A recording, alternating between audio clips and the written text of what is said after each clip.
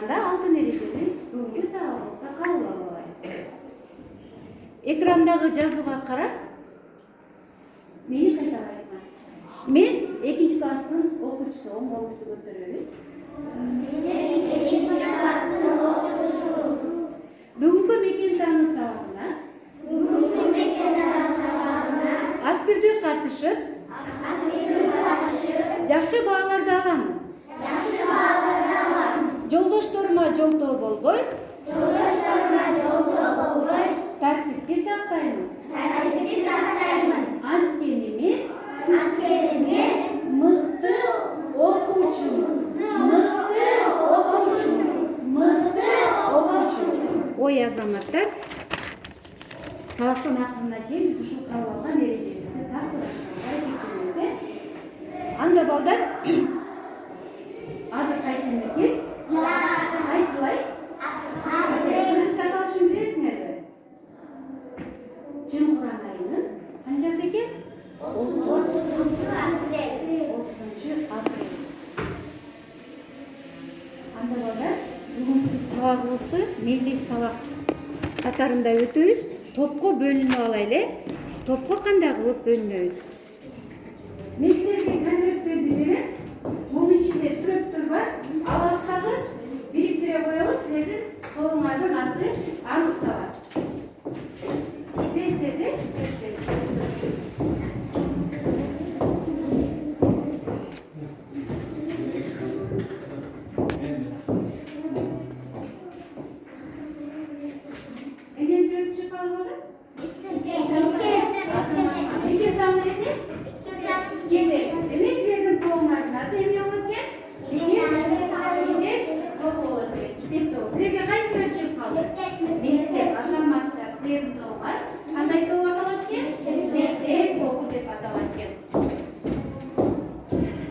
Балдар, силер эсиңерде болсо, өткөн сабакта транспорттор жөнүндө сабак өткөнбүз.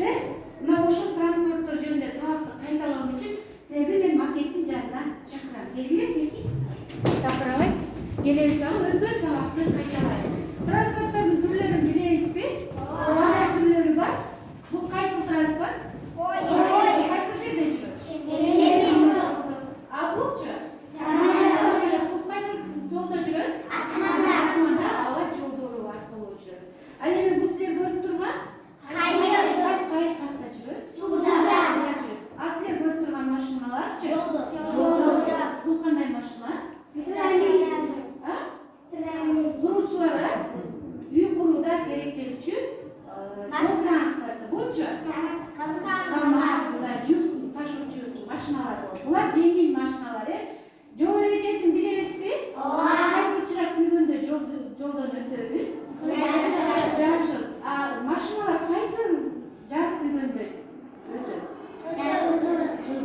Ал эми сары күйгөндө даярданабыз. А биз кайсы белги менен жолду кесип өтөбүз? Жолдун берки бетинен аркы бетине. Азамат, демек силер өткөн сабакты абдан туура жакшы түшүнүп алган экенсиңер. Анда ордуңузда жайгашабыз, балдар.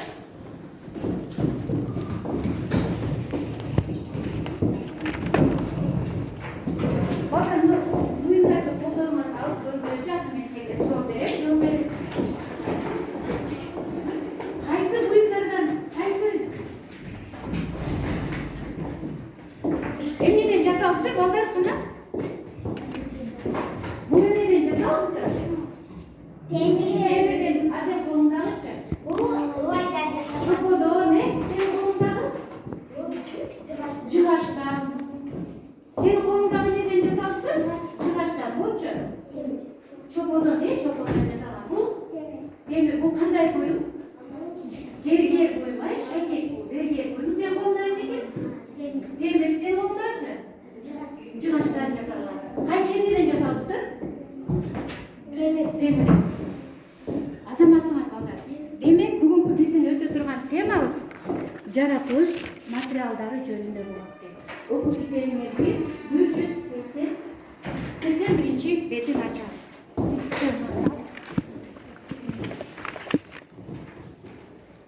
Китептин бетин ачтыкпы? Анда мына Кубике көңүлдөр эмес балдар.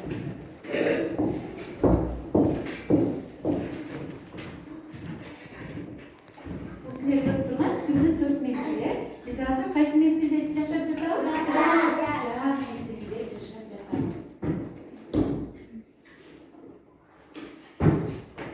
Азыр эле силер өзүңөр айтып өтпөдүңөрбү? Колуңарда буюмдар эмнелерден жасалгандыгын. Бул жерде эмнелерди көрүп турабыз? Жакшылап карайлы балдар. Чоор бул чоор, бул тандыр биздин энелерибиз, эжелерибиз тандыргандан жабыр. Бул карапалардын түрлөрү кыш кадимкидей жана курулушка керектенчү кыш. Демек бул эмнеден жасалат экен? Балдар жана өзүңөр айтып өтпөдүңөрбү? Чоподон жасалат экен. Бул дагы бир жаратылыш материалынын түрүнө кирет экен. Ал эми бул силер көрүп турган буюмдар эмнелер? Шакет, алтын шакет, алтын саат, сөйкө, алтын ачкыч, билерик ушулардын бардыгы балдар зергер буюмдары деп аталат экен. Алар баалуу таштардан жасалат экен. Баалуу таштардагы жаратылыш материалдарына кирет экен. Кийинки сүрөткө көңүл бөлөбүз балдар. Эмнени көрүп турабыз? Эшик, карта, шкаф, комуз, бозуй. Мына силер айтып аткан буюмдардын, нерселердин бардыгы эмнеден жасалат деп ойлойсуңар? Жыгачтан. Жыгач дагы кандай материал экен? Жаратылыш материалдарына кирет экен. Мында жаратылыш материалдарына силер көргөндөй буюмдар жаратылыш материалынан алына турган болсо, кийинки темабыз балдар кагаз. Кагаз кайдан жаралат деп ойлойсуңар? Дарактанбы? Жыгач, дарак. Демек, биздин кийинки темабыз китеп эмнеден жасалат? Китебиңерди сүрөткө ачсаңар кийинки бетине, кийинки бетин ачабыз. Китеп эмнеден жасалат? 82-чи бетте. Ал жерде сүрөт берилген да.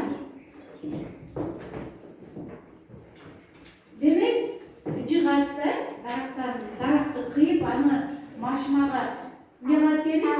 Жүктөп алып, кайга апарат экенбиз? Кагаз фабрикасына апарат экенбиз.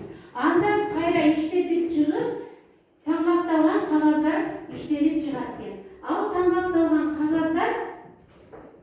кагаздардан эмне жасалат экен? Китеп, дептер, кагаз буюмдары бардыгы ушул жыгачтан келип чыгат экен. Кийинки тапшырмага көңүл бөлөбүз балдар. Экранды карайбыз. Экрандан азыр видео чыгат.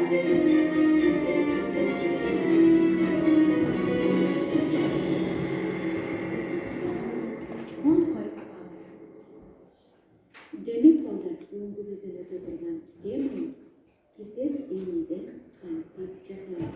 Анда сыйкылдуу экранга конокко баралар. Алардан китеп кайдан, качан, кандай болуп жаралганын билип алалар. Келгиле достор, экранга жакыныраак келип, пункт коюп көрүп, өзүбүзгө көптөгөн маалыматтарды алайлы. Түрдүү болушат. Байыркы заманда адамдар чопо тактанын бетине ичке таякчалар менен жазышкан. Андан кийин тактасынын кабасы үчүн аны отко бышырышкан. Анан ошентип чопо китеп пайда болгон. Эмне үчүн алар кагазга жазышкан эмес? Ал убакта адамдар кагаз жасаганды билишчү эмес да. Анан ойлочу, кагазда эмеле болгон экен деп. Илгерки биринчи кагаз папирус деп аталган.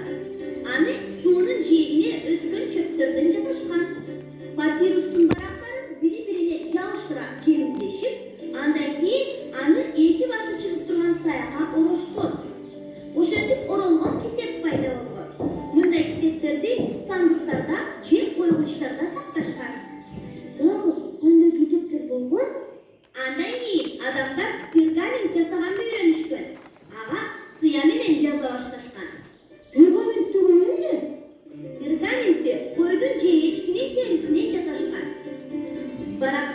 сөз жазып туруп, аны булгары курлар менен бекитишкен.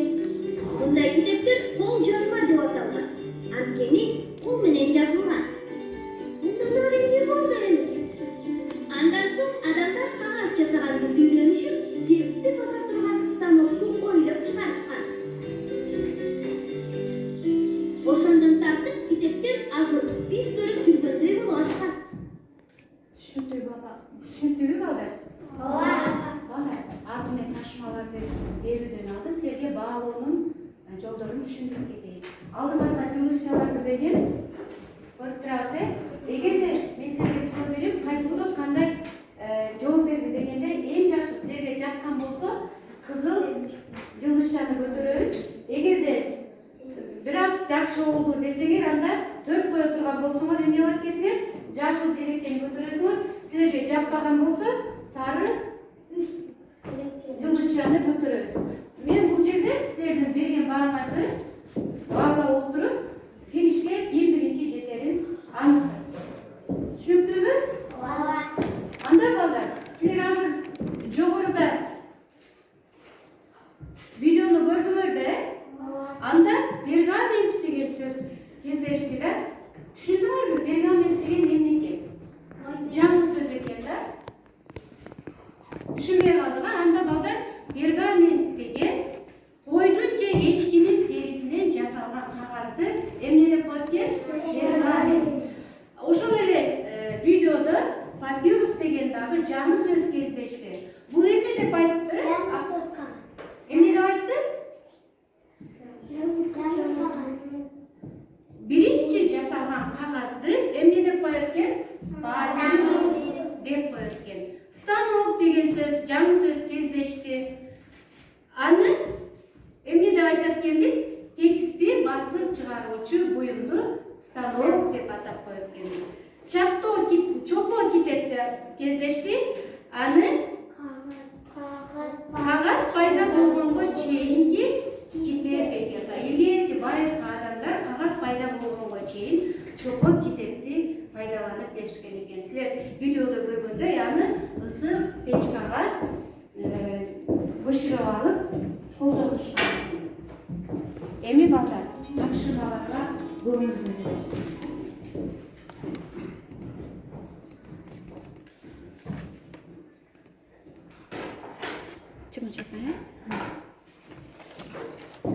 Силер достора чымын чакмай деген оюнду көрүп турасыздар. Мен суроолорду берем. Бул жерде туура жооптор турат. Силер тез келип туура деген жоопту эмне кылат экенбиз? Чабат экенбиз дагы өзүбүзгө упай топтойт экенбиз. Анда суроолорду берейин. Балка эмнеден жасалат? Эмне? Кол көтөрүп келип, чымынды чабабыз да келип. Ой, Азамат. Силерге упай отурабы. Кийинки суроо, китеп эмнеден жасалат экен?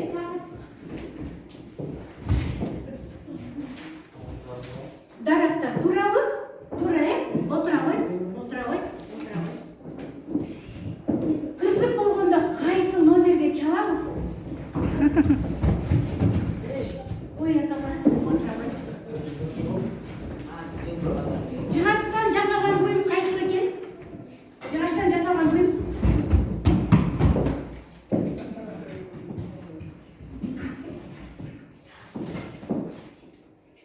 Сен жаттыңбы?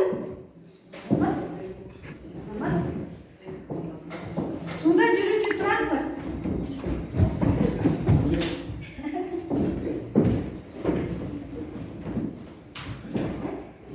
Акыркы суроо, чоподон жасалган буюм. Чоподон жасалган буюм. Ой, жыгачтан жасалган буюмго. Издейбиз. Ай, Азамат. Азамат. Демек, бул оюнду жыйынтыктайлы. Бул оюнда 1, 2, 3, 4, 5 упай менен мектеп тобу жеңишке жетти. Азамат, сага кол чабабыз. Эми кийинки тапшырмага көңүл бөлөбүз.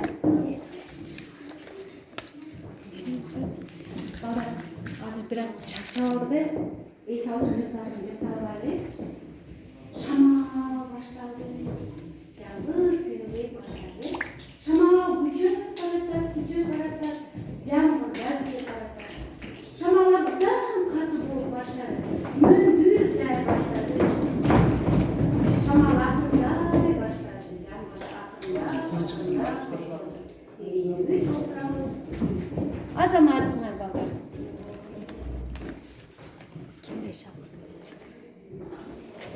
Эми кийинки оюнубуз балдар. Эки топко бирдей тез-тез жанагындай эле темпте тез-тез аткарууга аракеттенебиз. Анда экрандагы тесттерге көңүл бөлөбүз.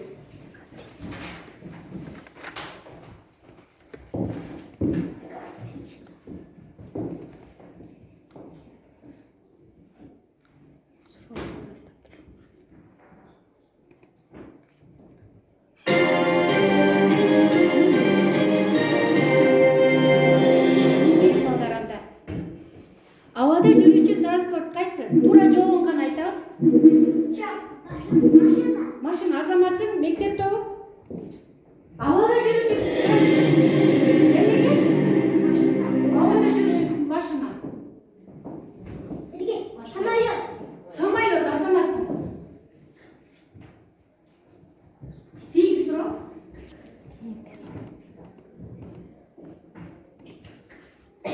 Курулуш транспорты. Азыр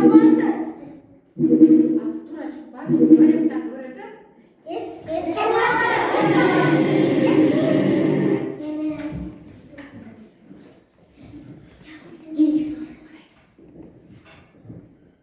Кайчы балка ара эмгеге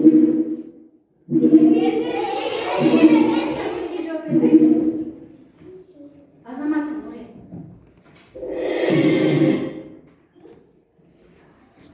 Туура экен, туура деп атат. Компьютердагы силердин айткан жообуңарды туура деп атат да. Кумура, кирпич, чоор, чайнек эмнеден жасалган? Азаматсың чоо деди.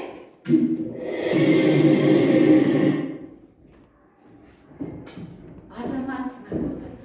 Алтынды кайдан алабыз?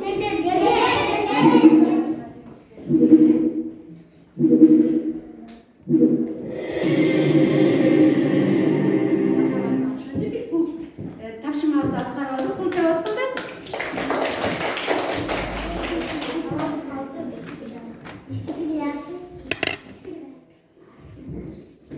Emsirge dağı, bu toplu özü tapşırmalar. Oşol tapşırmalarda atkarmamız болды. Bu жылдыз бөлүгүсү. Бул жерде айнек менен айнус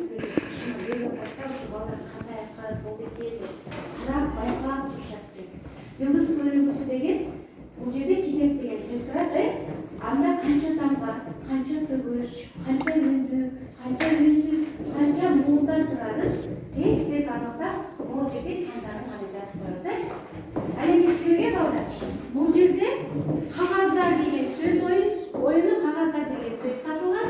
Мына ушул кагаздар деген сөзүн канча көп сөздөрдү табар экенсиздер.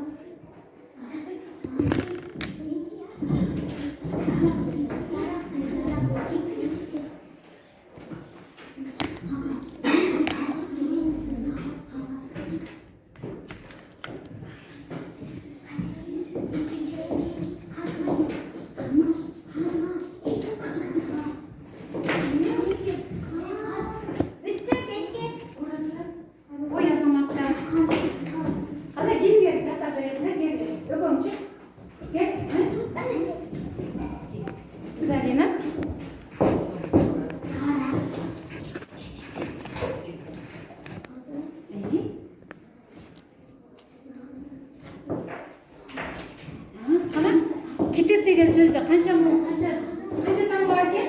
5. 1 2 3 4 5 туура. Канча табыш?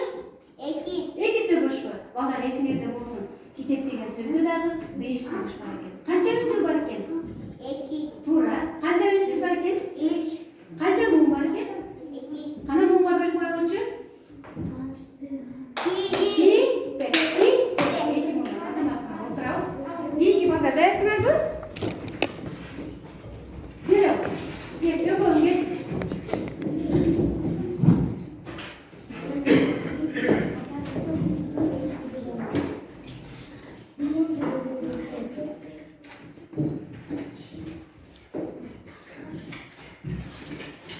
Силерге тапшырма берилген болчу. Кагаздар деген сөздөн канчалык көп сөз табабыз? Каз, аз, дарак, дарак дегенде д тышырый, кагаз, карга, кара, ак. Да кошумчалар барбы? Кагаздар деген сөзгө да кошумча ким айтып коет? Кандай сөздөрдү тапсак болот? Азаматсыңар балдар. Кагазда. Отурамызбы? Эми бири-бирибизди баалайбыз. Көрдүк да бири-бирибиз тапшырма кандай айтканын. Мектепте китепте олна канча баа бересиңер? 5 деген бааны. А силер кандай баа бересиңер?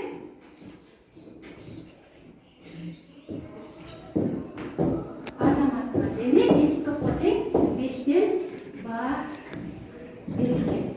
Кол чабып коелу,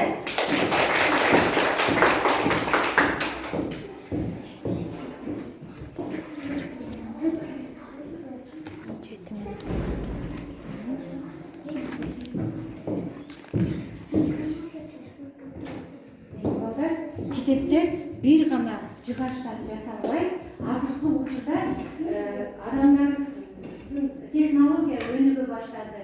Адамдар ар түрдүү ой жүгүртө баштады. Мисалы, могу көрүп турган китеп бул эмнеден жасалыптыр? Кийизден жасалыптыр, жыгачтан жасалып, кийизден жасалыптыр. Кийизден дагы ар кандай кооз китептерди жасасак болот экен. Мына силер көрүп турган бул жылдын канча мезгили болуп турат? Жылдын 4 мезгили болуп турат. Кандай мезгилдер бар? Биз олар кыш, жаз, жай деген мезгилдер бар. А бул жерде кайсы жомокту көрүп турабыз? Кала болуп, кыргызча эмне деп атат жерде? Бул жакты карасак, бул жерде математикалык тапшырмалар бар экен. Бакта канча алма турат, экөөнү алып койсок канча калат дегенде, бул жерде эмнелер? Табиздер, бул жерде калемпирдер. Бул математикалык тапшырмалар. Чоң кичине бааларды белгилерин билебизби? Эмнелер? Балдар. Кандай фигуралар? Геометриялык фигуралар. Балдар. Силер дагы көңүл бөлүп карап койгула. Бул бетинде китептин эмне жайгашыптыр? Боз үй. Боз үй дегенде биз эмнени элестетебиз? Жайлообу. Бул кайсыл жомок деп ойлойсуңар? Кыргыз эл жомок, кайсыл жомок? Төбө жутуп алат го? Чыбалак бала жөнүндө. Мына көрдүңөрбү балдар? Китепти бир гана жыгачтан жаратуу эмес, кийизден да жасасак болот экен. Мындай каармандарды кийизден жасап, керек жерге кыйгып жабыштырып биз максатыбызга жетсек болот экен. Анан колго да китептерди жасоого болот экен. Мен классымда көрүп турат, деги жерде дагы көп жашнакай кооз китептерди жасап келипсиңер.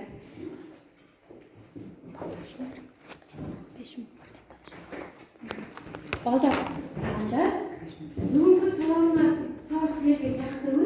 Ооба. Эмнеси менен жакты? Кызыктуу. Кызыктуу өттүбү? Силерге жактыбы? Ооба. Анда балдар, үйгө тапшырма.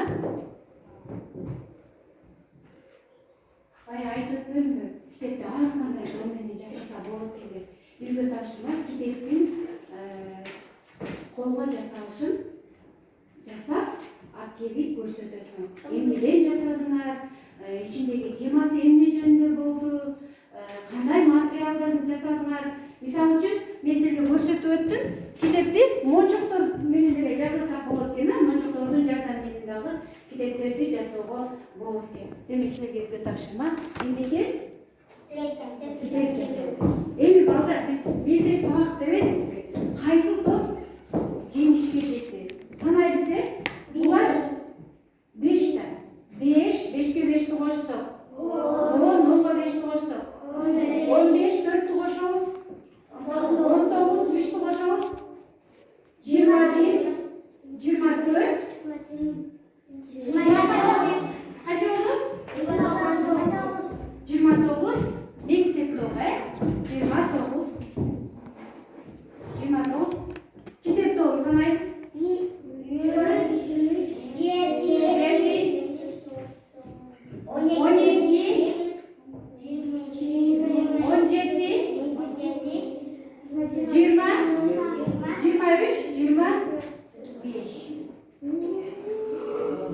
Азаматқа қайсы топ жеңді?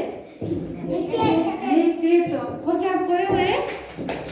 Біз кейінгі сабақта оқуға әрекеттенеміз.